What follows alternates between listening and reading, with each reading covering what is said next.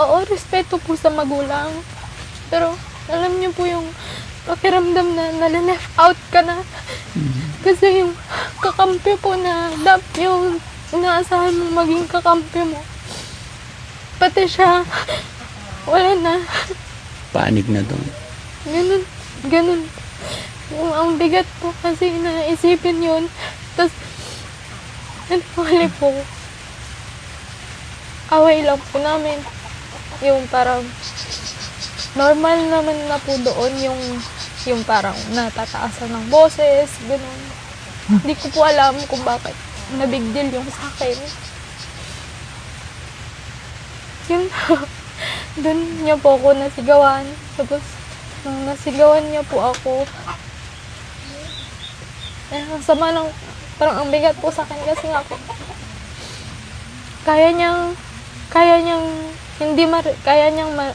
parang hindi niya po kayang marinig na nababastos sila doon. Pero pag ako yung nababastos, okay lang. Wala akong marinig na isa man lang, kahit isa lang na ipagtanggol niya man lang ako. Kasi nga daw, bastos ako.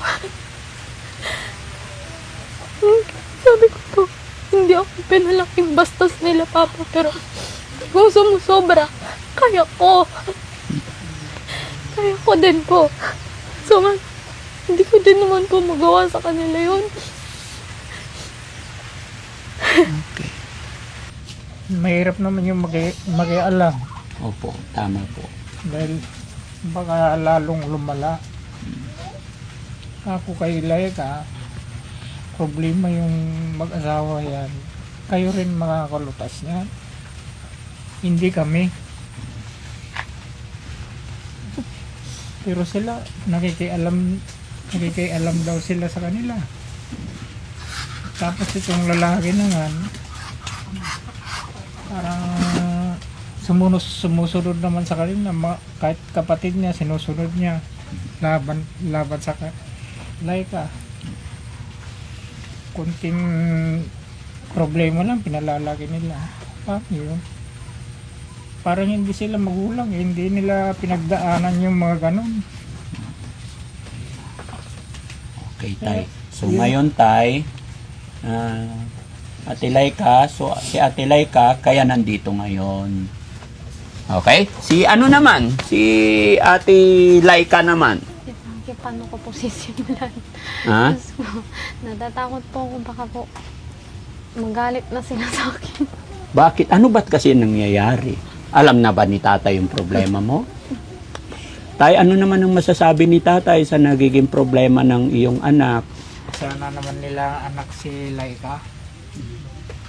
Dahil wala naman pupuntahan doon, patutunguhan ko di magiging anak naman nila sila. Opo. Pero bakit ganun?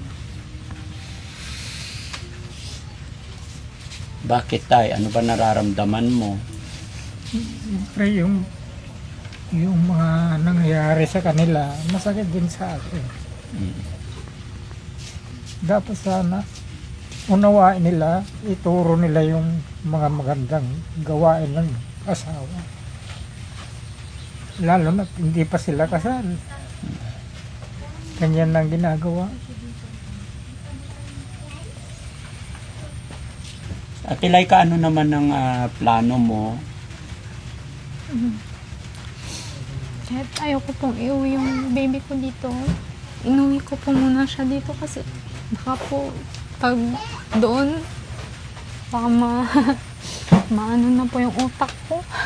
Kasi tagal na din naman po na kinakausap ko yung asawa ko ng maayos. Kaso kahit ano po yatang sabihin ko ngayon, sarado na yung utak niya. Yung gusto namin parehas na magkaroon ng pamilya dati. Parang wala na lang.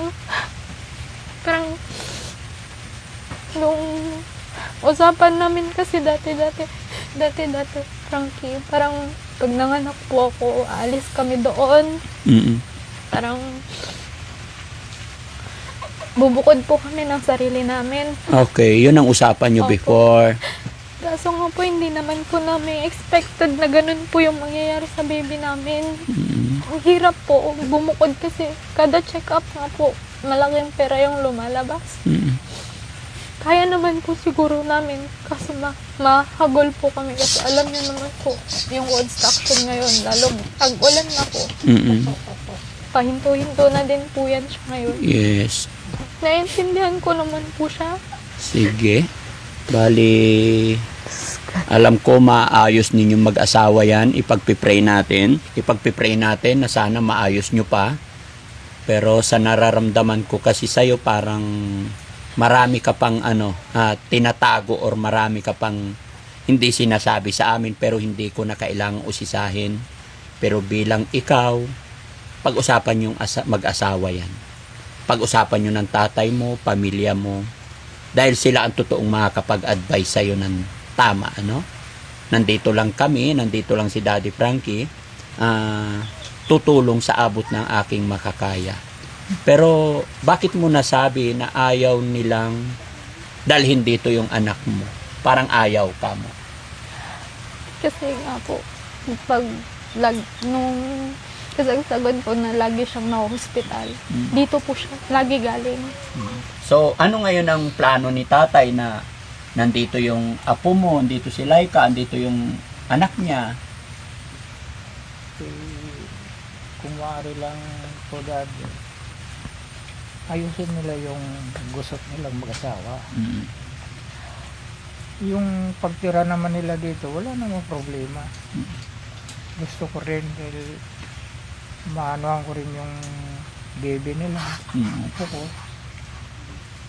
Pero yun nga pinangangambang ko pagka napunta dito yung bata na yun, nagkakaroon ng parang sakit, ubo, ganun. Bakit siya inuubo? Ayun ko, baka hindi iyang sa klima rito lagi. Magkabilang barangay lang naman Kaya nga So, same po, lang po. Bakit ba? Ano ang rason? Bakit si Ate Laika? Lagi pong reason, yung alikabok ko dito sa bahay. Maalikabok.